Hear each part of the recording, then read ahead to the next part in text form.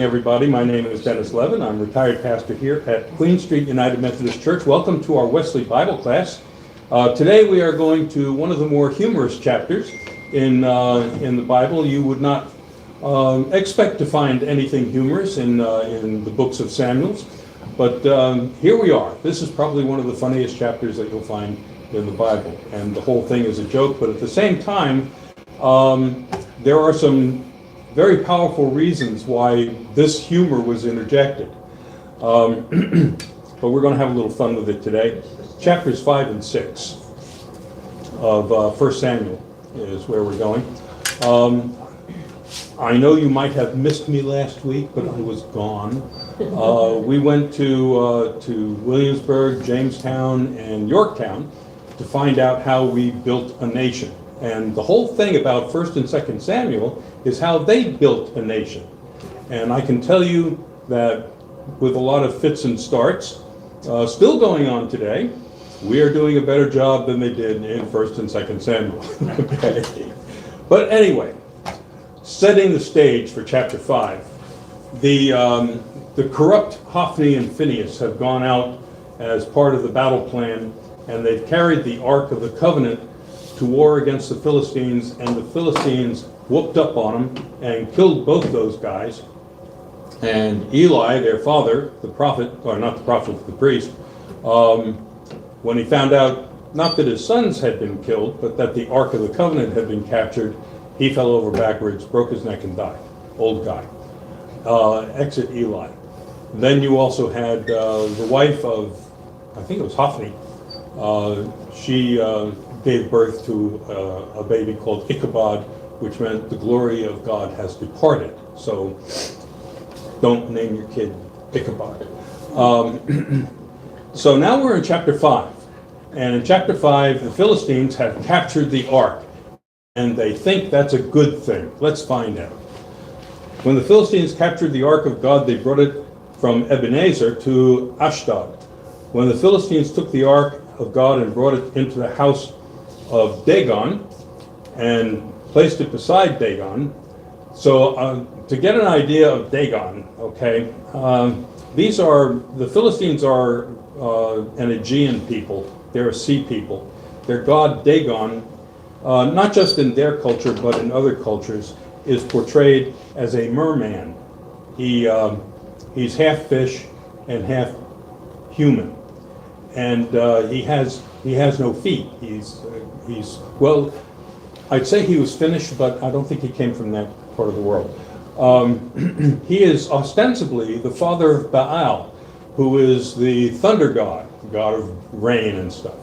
And then Baal was usually accompanied by another goddess called Ashdod, and not Ashdod, Astarte, and she's the god of fertility. So when you get Baal and Astarte together, then you get good crops, right? Makes sense. Anyway, Dagon is supposed to be the father of at least Baal, and he's got a temple, and they have an idol of him in the temple. So, so they brought it into the house of Dagon and placed it beside Dagon. When the people of Ashdod rose early the next day, there was Dagon, fallen on his face to the ground before the ark of the Lord. So they took Dagon and put him back in his place. That's not exactly what was supposed to happen. Okay, typically when somebody captured the enemy's gods, they would bring the enemy's gods into the temple and put them in a subordinate position to the god that they were worshiping in the temple as a form of divine humiliation. Okay, well, this didn't work out so well because Dagon fell on his face. Daggone it. Anyway, but when they rose early the next morning, Dagon had fallen on his face to the ground before the ark of the Lord, and the head of Dagon and both his hands were lying cut off upon the threshold. Only the trunk of Dagon was left to him. This is why the priest of Dagon and all who enter the house of Dagon do not step on the threshold of Dagon in Ashdod to this day. How about that? All right. I saw a report some time ago, and I'm not sure that this is right, but they found a Philistine temple and it might have been to Dagon, I don't know. But anyway, Dagon it, he's fallen down, he's lost his hands and his head, and that's very symbolic because when they describe what God is doing, they say that the hand of the Lord did this, okay? And if Dagon has lost his hands, this God is powerless. He can't do anything, okay? So what they have instead of humiliating God is that they've humiliated their own God. This is not a good thing for Philistia. They're wondering now what to do with the ark, okay? So it says here, the hand of the Lord was heavy upon the people of Ashdod, and he terrified and struck them with tumors, both in Ashdod and its territory. Now, if you go to the King James Version, okay, it will say that they were struck with hemorrhoids, which is more humorous than the tumor thing. Okay, but anyway, they are struck with tumors. Well, where'd this come from? And when the inhabitants of Ashdod saw how things were, they said, the ark of the God of Israel must not remain with us, for his hand is heavy on us and on our God Dagon.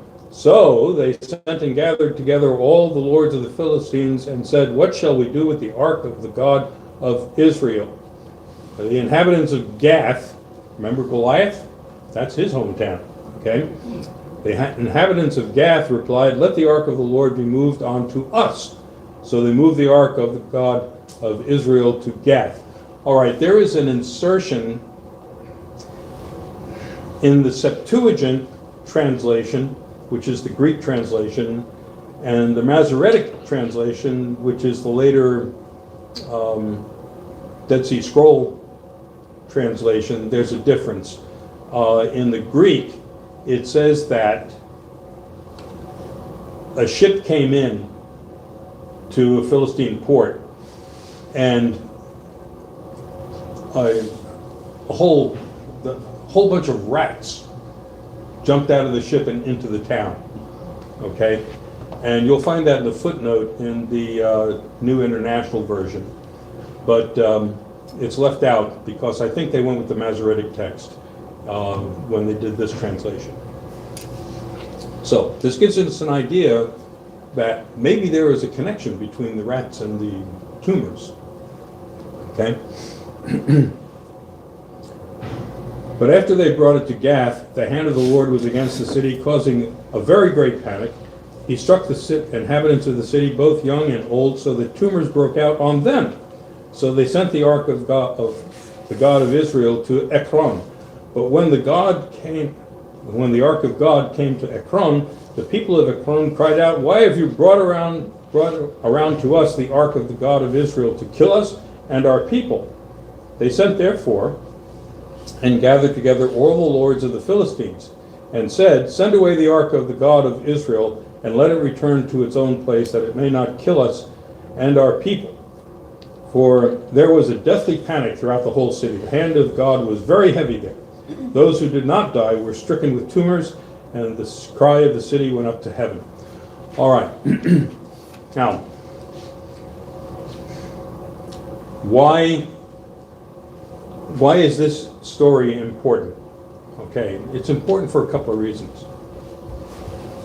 One of them is that they wanted to humiliate the Philistines. Okay? And of course that happens in this story.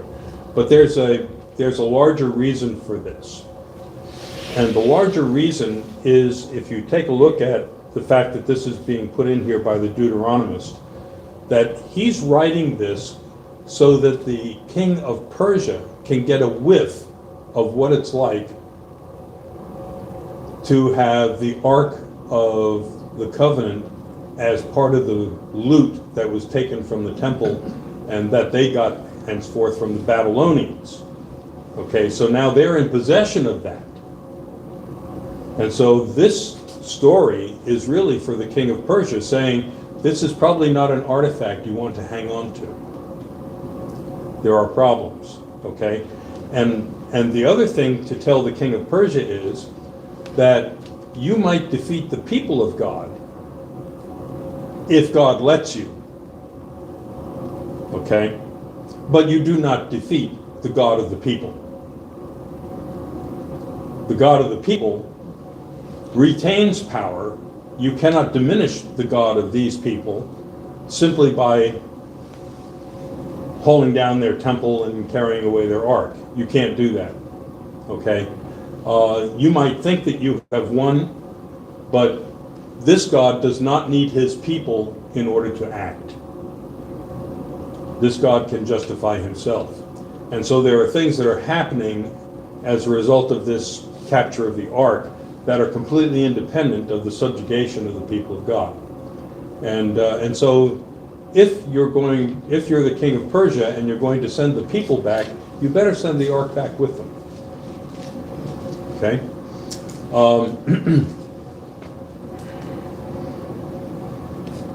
So they've got to come up with a plan on how to return the ark. And so we see this in chapter 6. The ark of the Lord was in the country of the Philistines 7 months. Then the Philistines called the priests and the diviners and said, "What shall we do with the ark of the Lord? Tell us what we should send with it to its place." So it's not just going back, they're also going to send back some kind of a tribute with it.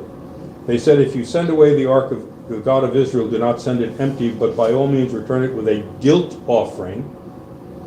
Okay? You would think that they wouldn't need a guilt offering if they were the victorious people. "Then you will be healed and forgiven. Will not his hand then turn from you?" And they said, "What is the guilt offering that we should send to him?" They answered, 5 gold tumors. All right, and 5 gold mice. Now this is the first reference to mice that you see in this translation. But if you go back a little bit and you see what came in from the Septuagint, you understand that there was an infestation of vermin into the city. Later on in the Middle Ages, when the bubonic plague was spreading all through Europe, they did not make the connection between the plague and the mice, but you would think if they had read the Bible a little bit, they would say, maybe if we got rid of the rats, we wouldn't have the plague. Okay?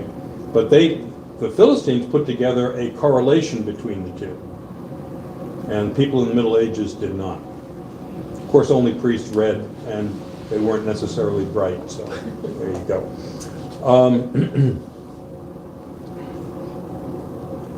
And they said, "What is the guilt offering we shall send?" 5 gold tumors, which is an odd thing to make. According to the number of the lords of the Philistines, there were 5 lords of the Philistines, 5 major cities or settlements that were Philistine. "For the same plague was upon all of you and upon the lords, your lords. So you must make images of your tumors and images of your mice that ravage the land, and give glory to the God of Israel. Perhaps he will lighten his hand on you and your God in your land. Why should you harden your hearts as the Egyptians and Pharaohs hardened their hearts?" They knew the story. "And after he made fools of them, did they not let the people go, and they departed?" All right, now, God said to the people in Egypt, when you go, you will not go empty-handed. And they didn't, because they raided an Egyptian city and stole all their stuff. So they got wealth. They got gold and everything. And according to some translations, the Egyptians gladly gave it up. In other translations, more accurate ones, you realize that this was a theft. So what they're saying is, this is a parallel to the people leaving Egypt. The Philistines themselves bring this into the story to make context out of it. Okay? So it's not just enough. If you're going to send the people back to their homeland, don't send them back to their homeland empty-handed. Capitalize them so that they can establish themselves. Okay? That's what he's saying to the king of Persia. Okay.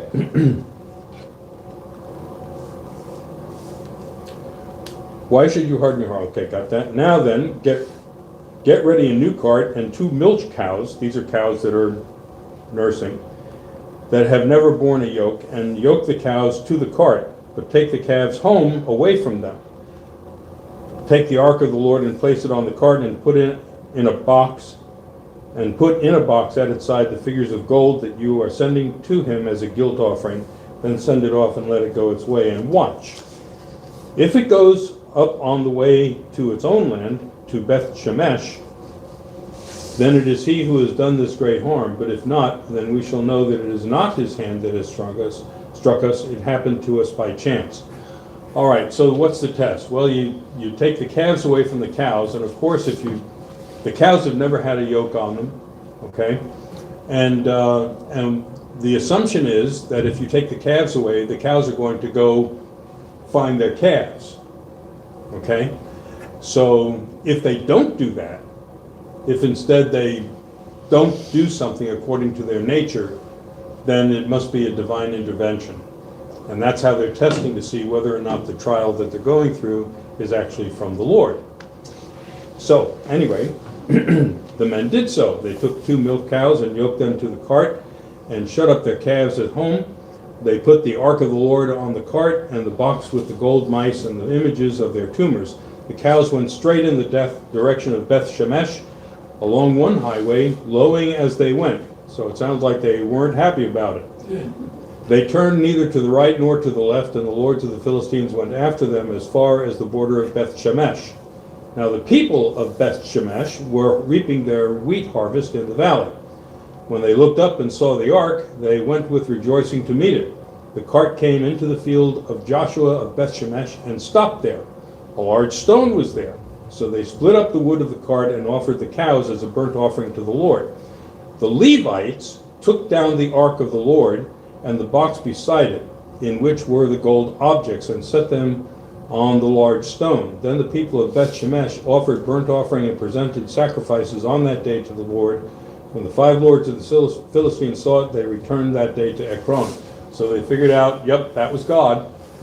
Hopefully we're home free now, okay? Doesn't say whether or not they actually found some relief, but at least they thought they were going to get it. These are the gold tumors that the Philistines returned as a guilt offering to the Lord. One for Ashdod, one for Gaza. Sounds familiar? Gaza, okay. One for Ashkelon, one for Gath, one for Ekron. Also the gold mice according to the number of all the cities of the Philistines belonging to the 5 lords, both fortified cities and unwalled villages. The great stone beside which they set down the ark is a witness to this day that the field of Joshua at Beth Shemesh. Okay. So now we got the ark at Kiriath Jearim. The descendants of Jeconiah did not rejoice with the people of Beth Shemesh when they greeted the ark of the Lord, and he killed 70 men of them. Why? Because they didn't rejoice, or they did something that was out of order. Understand that the ark of the Lord has some lethal properties to it, and there have been times when people mishandled it, and it killed them. Okay, 70 again is, a biblical number. So it was a small group, but 7 indicates everybody in it. So all the people who dishonored the ark some way or the other, all the people who were in that group were killed. That's basically what 70 means. What did they do? Well, in Beth Shemesh, they had Levites that handled the ark. And it might be that when they went to the next town with it, that they weren't necessarily Levites. The wrong people were handling the ark. Or it might be that they got nosy and looked inside the ark, which could be lethal too. So anyway, they did something to dishonor the ark, and they got whacked.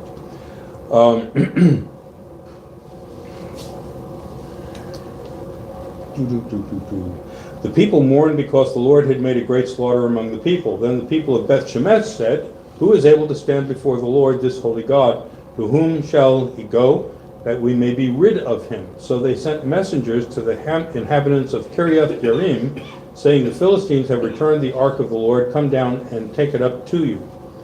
And the people of Kiriath Jearim came and took the ark of the Lord and brought it into the house of Abinadab on the hill. They consecrated his son Eleazar to have charge of the ark of the Lord. From that day, from the day that the ark was lodged at Kiriath Jearim, a long time passed, some 20 years, and all the house of Israel lamented after the Lord. Okay, interestingly, the people that they turned the ark over to were not Jewish. They were Gentiles. I don't know why that was, but anyway, there was a Gentile tribe, Gibeah, and these are the people that were handling the ark for a long time. But evidently they did a good job of it. Then Samuel said to all the house of Israel, if you are returning to the Lord with all your heart, then put away the foreign gods and the Astartes from among you. Direct your hearts to the Lord and serve him only, and he will deliver you out of the hand of the Philistines. So they put away the Baals and the Astartes, these are the characters that I talked about before, and they served the Lord only. So Samuel is a reformer, and he's bringing the people back to their true worship. They're putting away the foreign gods, and they're coming back to worshiping the Lord. Then Samuel said, gather all Israel at Mizpah, and I will pray to the Lord for you. So they gathered at Mizpah and drew water and poured it out before the Lord. This is not a ceremony that's indicated anywhere else. It's some kind of a guilt offering, but we don't have a record of this kind of offering in the Pentateuch. But he poured out water. They fasted that day and said, we have sinned against the Lord, and Samuel judged the Israelites at Mizpah. Now, by judging, he was actually judging. So Samuel is not functioning at this point as a high priest. He is a judge. And he's also a prophet. So people understand that his judgments were divine judgments. Okay? But you don't see him functioning. He does, in terms of doing this offering, he's functioning kind of like a priest. Okay? But people are looking to him for intercession between himself and God on their behalf. Notice that the people don't feel like they can talk to God themselves. They have to have an intermediary. And there are some religions, even Christian religions, that say the average person really is not in a position to approach God. They need to go through a priest in order to do it.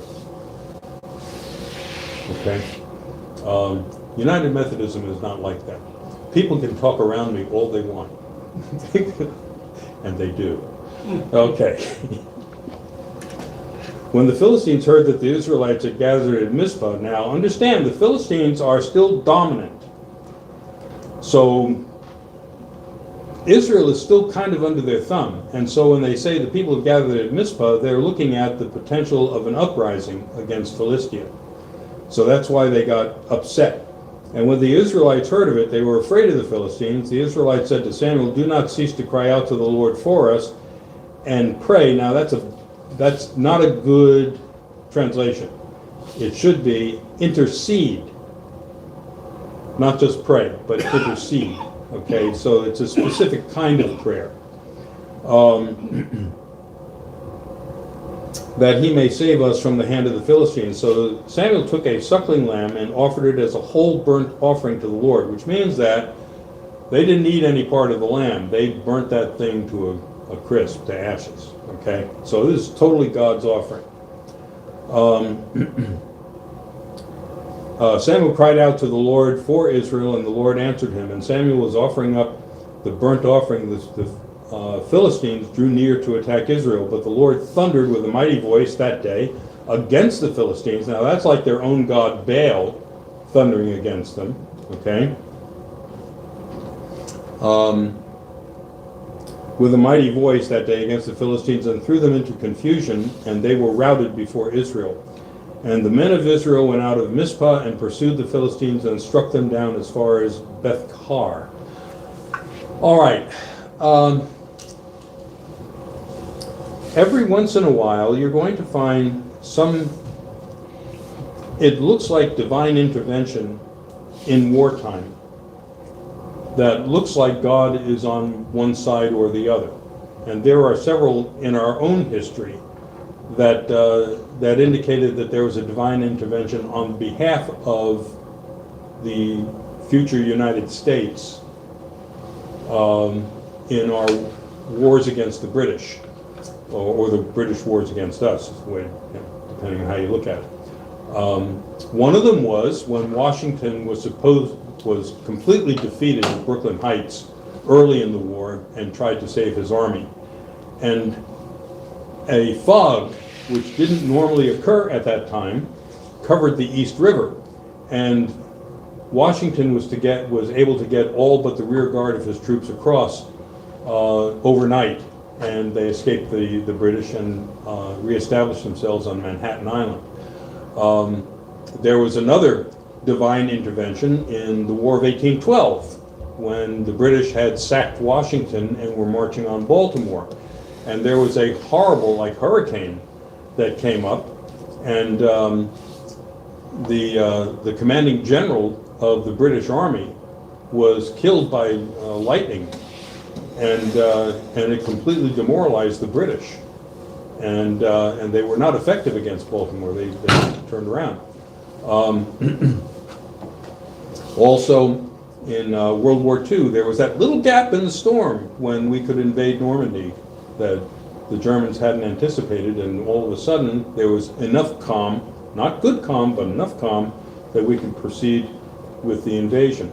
At Yorktown, God intervened again because the British were going to escape across the James River and get out of Yorktown and maybe escape, they could then march up north again. But there was a storm that came up the night that they were supposed to escape, and the water was too rough for the British to cross over the James to get out, and so they surrendered the next day. So there are times when the weather seemed to be on our behalf. There are times when it really didn't do so well for us, like in the Battle of the Bulge. The winter there was just an incredibly different kind of winter and very deep cold throughout all that campaign. Of course, it affected the Germans too, but when you're running out of ammunition and rations and everything else, and you can't get your air support in, sometimes it looks like God's on the other side. So, but this intervention, back then, nothing happened without a God doing it. So, as far as the Philistines were concerned, their own God was against them, because this is Baal's the god of thunder. And all of a sudden he comes up and it doesn't look real good for the Philistines, and they're thrown into a panic. And it doesn't matter how big your army is, if it's thrown into a panic, it's not much of an army anymore. So there we go.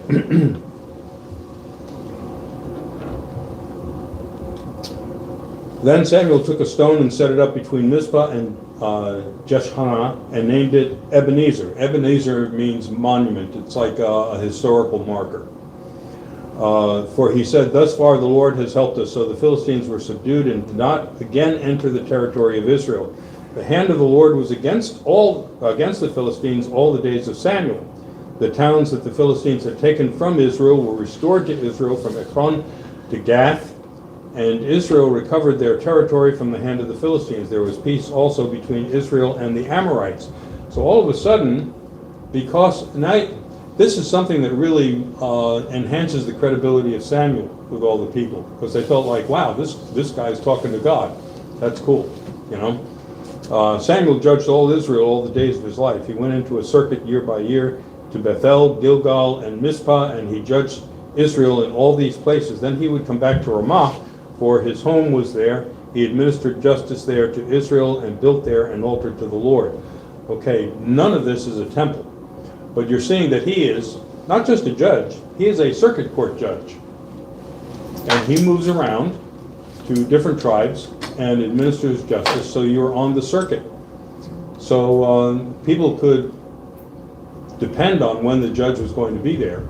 And so that's how justice was administered. Samuel is a prophet and a judge primarily. He is not primarily a priest. Okay? Now, he holds all the cards. Now, this is important as we go into the next section. But Samuel is the central power. People go to him for justice, for administration, for the need to have someone intercede on their behalf to the Lord, and also to offer offerings, okay? Which is a priestly function, but it just seems to be a side gig for what Samuel is doing. But this is what Samuel holds all the cards, okay? And as we'll see in the next session, the people aren't happy with the cards they've been dealt. So they're looking for a new dealer, and you can imagine that Samuel is not going to be happy about it. We'll see how this affects Samuel doing something that the Lord tells him to do, but he does not want to do. Ever run into that every once in a while? Okay. We'll see how he handles it. And good to have you with us again. Good to be back, and I hope you enjoyed this session.